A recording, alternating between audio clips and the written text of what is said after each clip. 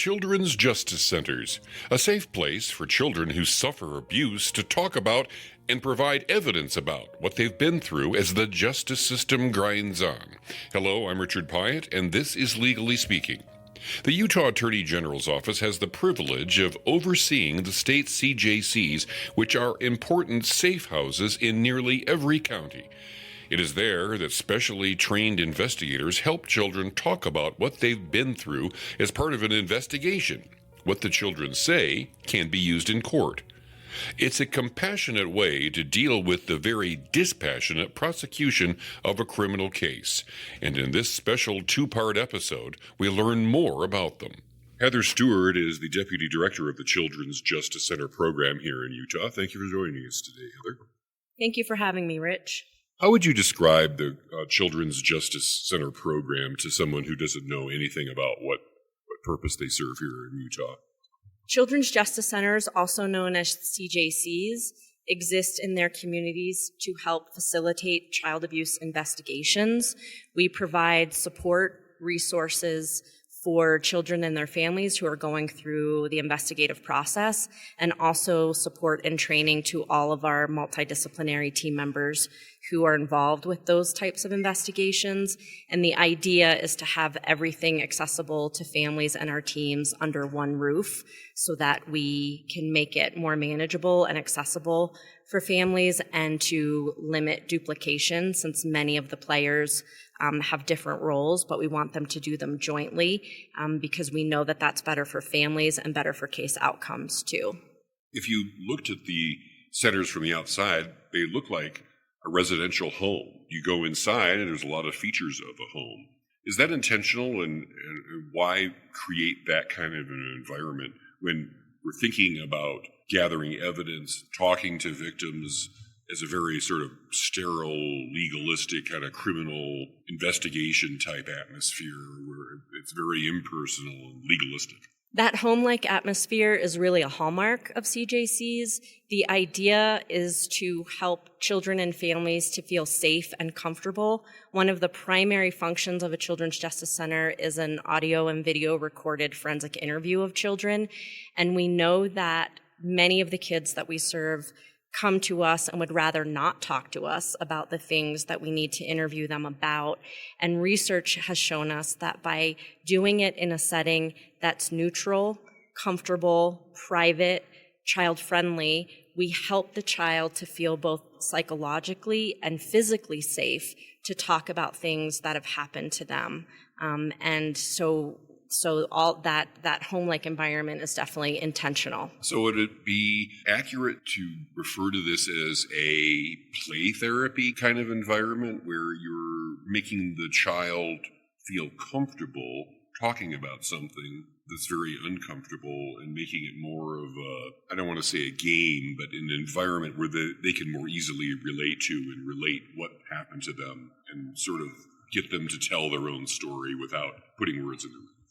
Yeah, sure. We want to definitely help them feel safe and comfortable and make it a more home-like setting than a sterile, government building or an office, something like that. But the conversations that we have with them are very important and could lead to filings in juvenile court or criminal prosecutions. So it is pretty serious business what we're doing. So outside of the forensic interview, certainly there's opportunity for play and things like that to help them feel comfortable while they're with us. But within the forensic interview, we do limit distractions, and we want to have specially trained people in there to help manage children's emotions, help encourage them to talk about things that have happened or not to them.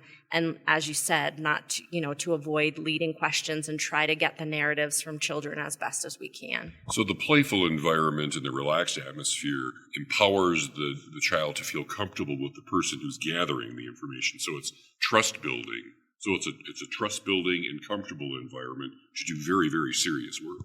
Sure. And as you can imagine, One of the myths is that since the forensic interviewer is often someone brand new to the child, a stranger, so to speak, that might make our job a little bit difficult. And in some ways it does. So we use the skill set of the interviewer and the environment that we provide to help build that rapport so that in that one-time meeting, typically children feel comfortable revealing, very sensitive information to that person. This is actually, in my mind, in the interest of justice, a really, really great idea. How effective would you say that it is in ultimately getting a prosecution? Well, that data is a little bit difficult to measure, but certainly the idea of children's justice centers are research and evidence-based. Children's justice centers, also called children's advocacy centers around the country, have been in business now for 30 years. And so we've had a lot of research and a lot of trial and error to test what we're doing to make it most effective for children and families. And certainly, if it's appropriate to file, a criminal charge to keep the child ultimately safe, that's something that we strive for. In the history of these kinds of prosecutions, this strikes me as an idea that's almost revolutionary. Would you say that that's accurate, or am I overdoing it a little bit? I think so. We've learned over time, and certainly prosecution is kind of the highest bar, but I'd also like to share that, for different reasons, because of the way the criminal justice system is set up, sometimes our cases aren't eligible for a criminal prosecution. But as you can imagine, as a parent, you find out that something potentially awful has happened to your child. And so a parent comes in and hands their child over to us and says, you're the expert. You're the medical expert. You're the forensic interview expert. You're the mental health expert. Spend time with my child. Let me know if something's happened to her or him so that I know how to parent them, how to keep them safe, how to provide resources that will help that child heal. And ultimately, if that's a gift that we can return to families, it's a win for us. Where did this idea come from? Is this something that was born in Utah? Do you happen to know where Children's Justice Center, the concept, started? Sure. Children's Justice Centers and Children's Advocacy Centers, again, nationally, was developed out of Huntsville, Alabama, in the mid to late 80s, and then, took shape and grew from there. In Utah, CJCs began in 1991. So again, we have a lot of practice. We see thousands and thousands of children every year, and, we just keep doing our best to evolve and to improve our practices too, that we learn over time and with research. How many children's justice centers are there in Utah? How are they managed? Who's in charge of them? And how does all that work? So we have 25 children's justice centers in the state of Utah that serve all 29 counties in the state. The program is administered through the Attorney General's office, and we subcontract to each county. So each CJC belongs to its county. Their employees are county staff, but we have oversight and we help with funding with those centers statewide. And then locally, their counties would participate, and they also would do local fundraising. Is the goal to have every county? Is there a need for every county to have one?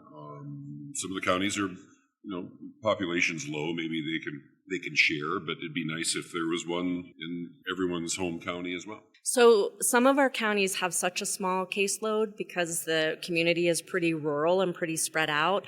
So I don't know that we'll be building any brand new centers because right now, again, every family is within at least an hour drive of a CJC, and some of those counties have such small caseloads it would be cost prohibitive to build an actual standalone center or even co-locate. But we do have several centers that have had such growth that they're building brand new facilities statewide. So there is a lot of growth that way.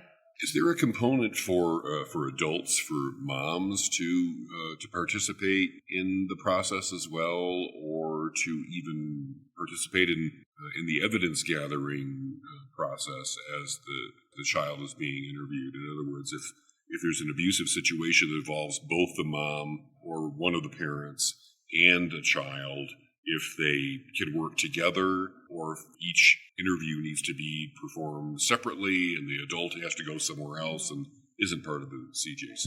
Well, I would say CJCs are a safe place for children and families. So typically, no We don't allow alleged offenders to come to CJC facilities, so we try to work with the non-offending caregiver to bring the child there. But certainly based on what we gather during the investigation or during the forensic interview with the child, I mean, we know that the child's path forward and healing is completely contingent on the support that they have. So whether or not a caretaker is an alleged offender, we're certainly as a system and a Children's Justice Center community going to work together with that caregiver to help that child heal. One of the great things that we do at Children's Justice Centers is a trauma screener, and if needed, a suicide screener with children as well. We find out where their trauma symptoms are, and depending on that, get them connected to mental health resources very quickly. And in our evidence-based therapies that we provide for children or refer out to specialized providers, there is always a parent component, again, because we know that that child's healing is really contingent on the kind of support that they have around them. So where we're sitting right now is at the annual symposium for the Children's Justice Centers, gathering people from across the state, law enforcement and CJC staff here as well. How important would you say it is for everyone to kind of get together, maybe share experiences, listen to speakers, and get the energy from each other in this job? Really, really super important. Many of our multidisciplinary team members really work within a vacuum. A lot of their coworkers don't understand this kind of caseload. It's certainly, due to confidentiality and other reasons, not something you unload, on your significant other. So we really rely on each other for that resiliency, to debrief about cases, to cheer each other on for the successes, to help them when they're wounded by the cases that don't go the way that we hope, and certainly moving the needle forward. We will always want to evolve and keep learning, so continued education is something very important. So we're hosting about 525 professionals from around the state, the Children's Justice Center staff, all of their multidisciplinary team members, to come together to support each other, to continue to learn, to be in this beautiful setting at Snowbird, to kind of inspire them to keep doing the really hard work that we do. It's really awesome. Really great people here at the symposium, too. Is there anything about the Children's Justice Center program that I didn't ask you that you'd like to point out? I think we covered most of the highlights, so thank you for your time and the opportunity. We really appreciate it. Okay, Heather Stewart, thank you very much for joining us today on Legally Speaking. For more, please click on Part 2 of our CJC podcast, where we talk to a prosecutor from Davis County about the Children's Justice Center there, Legally Speaking.